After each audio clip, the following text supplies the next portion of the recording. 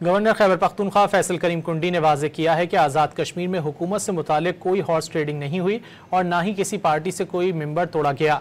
पेशावर में यौम सियाह कश्मीर रैली के बाद मीडिया से गुफ्तगू में फैसल करीम कुंडी ने दावा किया कि पीपल्स पार्टी आज़ाद कश्मीर में अपनी हुकूमत बनाने की पोजीशन में है, बहुत जल्द कश्मीर में अपनी हुकूमत बनाएंगे। हॉर्स ट्रेडिंग नहीं है और न ही हमने किसी पार्टी से कोई मेंबर तोड़ा है। कश्मीर में जो है एक कोलिशन हुकूमत थी और पाकिस्तान पीपल्स पार्टी ने फैसला किया, क्योंकि अब देखें पिछले जो वज़ीर आज़म थे, साबिक़ा वज़ीर आज़म वो हमारे साथ शामिल हुए, उनके साथ उनका ग्रुप शामिल हुआ, हमने उसमें मीटिंग्स भी की।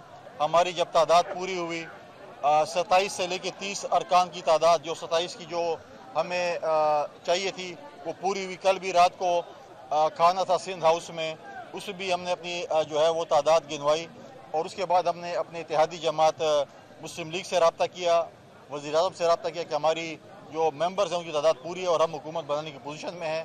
तो इंशाअल्लाह ताला बहुत जल्द आप देखेंगे कि कश्मीर पे जो है पाकिस्तान पीपल्स पार्टी उसकी इत्तेहादी जमातों की हुकूमत होगी।